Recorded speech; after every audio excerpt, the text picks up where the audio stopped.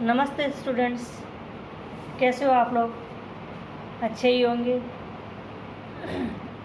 Video को देखने के बाद आप इसे लाइक और शेयर ज़रूर किया कीजिए और उस पर कमेंट भी लिखिए, ताकि हमें ये पता चले कि आपको कितना समझ में आ रहा है और कितना नहीं, और आप लोग इसे वीडियो को देखते भी हैं कि नहीं, ये भी पता चलेगा। तो हम आज बीएड सेकेंड ईयर एक समावेशी विद्यालय का निर्माण पार्ट सेकंड का हम पढ़ रहे हैं, जिसमें RTE 2009 को हम पढ़ रहे हैं, जिसके अंतर्गत कुल 7 अध्याय 38 धाराएं और एक अनुसूची का वर्णन किया गया है। अब तक हमने 23 धाराओं का उल्लेख किया है, जो कि अध्याय 4 में वर्णित है। आज हम धारा 24 को पढ़ेंगे, जिसके अंतर्गत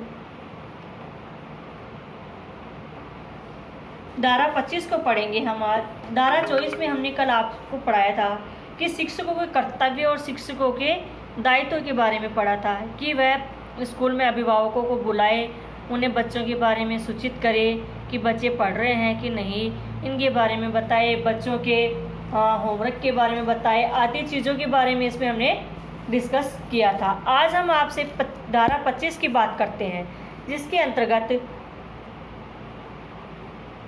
6 माह में अनुसूची में तय छात्र शिक्षकों का अनुपात बनाना।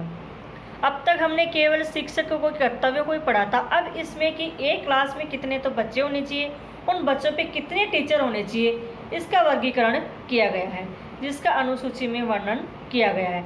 इसमें यह बताया गया कि प्रत्येक विद्यालय में 35 से 40 विद्यार्थियों पर एक शिक्षक होना अनिवार्य है। पर हम देखते हैं कि एक क्लासों के अंदर ही 50-50 बच्चों पे एक टीचर है, जो प्रॉपर्ली ध्यान नहीं दिया जाता है।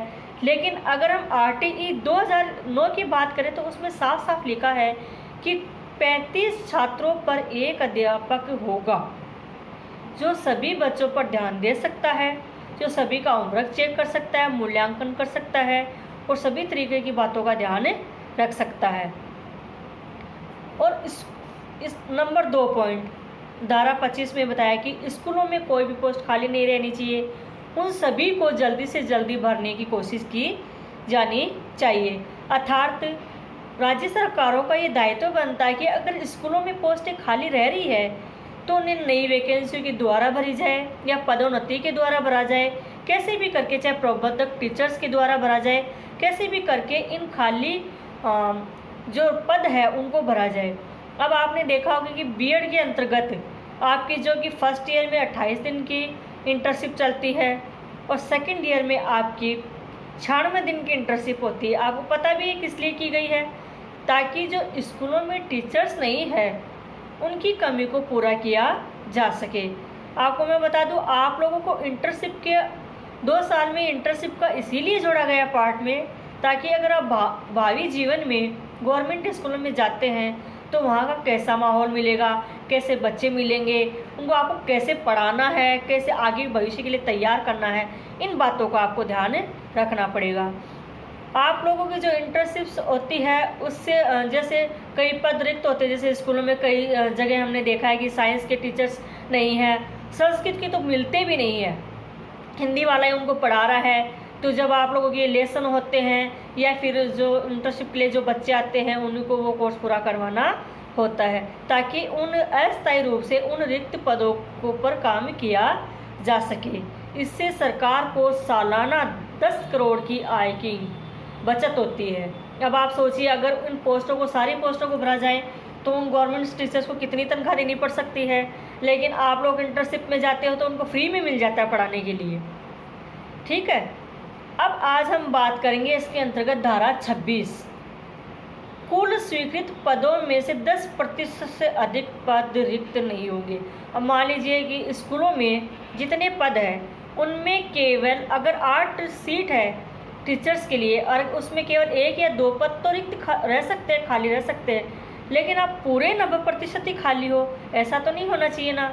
अब आप देखते हो कि एक प्रिंसिपल होता है, 8वीं क्लास तक एक प्रिंसिपल होता है, उसमें एक बाबू की तो पोस्ट है ही नहीं, जैसे उसमें एक PTI भी है कई जगह, लेकिन 7+1 का रेशो उसमें रहता ही है।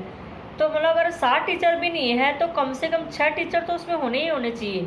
आप उसमें ज़्यादा से ज़्यादा 1 सीट या 2 सीट ही खाली रख सकते हैं सरकारी स्कूलों का। ये RTE 2009 के अंतर्गत कहा गया है कि स्कूलों में अध्यापकों के पद ज़्यादा से ज़्यादा केवल 10% ही खाली रह सकते हैं और सरकार को ये कोशिश करनी चाहिए कि नई वैकेंसियों को निकालकर जल्दी से जल्दी इन पदों को भरे। अब धारा 27 में शिक्षकों को पढ़ाने के अलावा भी कई कार्य करने होते हैं।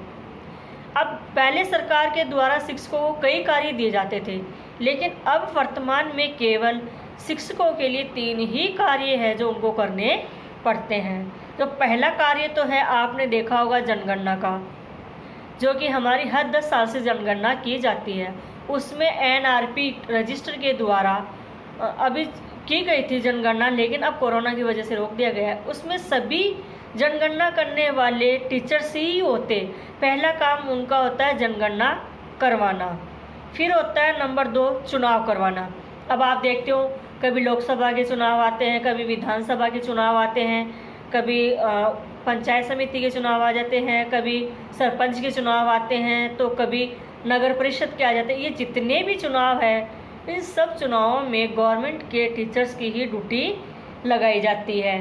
और तीसरा एक आपदा कार्य में भी इनको लगाया जाता है। आपदा कार्य जैसे मान लो कहीं बाढ़ आ गई, कहीं भूकंप आ गया। अब आपदा की बात करें तो वर्तमान में जो कोरोना महामारी चल रही है उसके अंतर्गत भी आपने देखा हो कि गवर्नमेंट टीचर्स की ड्यूटी वहाँ लगाई हुई है। क्वारंटीन सेंटर्स पे लगाई गई है, चेक पोस्ट पे लगाई गई है, तो कहीं राशन वितरण में लगाई गई है, कहीं इस पे फूड पैकेट्स वितरण करने के लिए लगाई गई है, आदि कार्यों में लगाई गई है। पहले एक और कार्य होता था शिक्षकों का पल्स पोलियो अभियान में ड्यूटी करना, लेकिन इस कार्य को अब बढ़ा दिया, वहाँ से हटा दिया गया है। ये कार्य केवल गवर्नमेंट के आंगनबाड़ियों अर्थात उसमें कार्य करने वाले नर्सेज या गवर्नमेंट हॉस्पिटल में कार्य करने वाले व्यक्तियों की ही ड्यूटी लगाई जा सकती है। इस ड्यूटी से अब गवर्नमेंट टीचर्स को मुक्त कर दिया गया है। आपसे अगर ये पूछा जाए कि ऑप्शन 4 दे देते हैं कि जैसे टीचर्स के क्या कार्य है, शिक्षा के अलावा भी वो कौन कौन से कार्यों में उनका प्रयोग लिया जाता है, तो पहला तो आपका आएगा जनगणना, नंबर 2 का ऑप्शन होगा आपदा में राहत कार्य करने के लिए, और तीसरा आता है इसमें विभिन्न चुनावों में ड्यूटी लगाना, चौथा आता है पल्स पोलियो अभियान। तो आपको ऑप्शन इसमें क्या करना, कौन सा कार्य नहीं करते वर्तमान में शिक्षक, पल्स पोलियो अभियान में उनकी ड्यूटी नहीं लगाई जाती है, जो कि वर्तमान में से हटाई दी गई है। अब बात हम करते हैं 28 की, कोई भी शिक्षक प्राइवेट ट्यूशन नहीं करेगा। अब आप सोचिए कि गवर्नमेंट जो भी गवर्नमेंट टीचर्स है, ये धारा 28 है जो आपकी मोस्ट एंड इम्पोर्टेंट है। इसमें कहा गया है कि साफ साफ शब्दों में कि गवर्नमेंट का कोई भी टीचर प्राइवेट इंस्टीट्यूट, कोचिंग या प्राइवेट ट्यूशन नहीं करवा सकता। लेकिन आप देखते हैं कि कोचिंगों में देखते हैं वहाँ पे सब पढ़ाने वाले गवर्नमेंट टीचर्स ही होते हैं, जबकि वो धारा 28 के अंतर्गत गलत है। RTE 2009 के अंतर्गत अगर उनकी शिकायत हो जाती है तो वो उनके लिए गलत हो सकता है। तो आपके लिए धारा 28, धारा 25 और धारा 27 तीनों ही इम्पोर्टेंट है। आज हमने इतना ही पढ़ा, हम कल धारा 29 से आगे का हम पढ़ेंगे। जय भारत, जय हिंद, नमस्ते।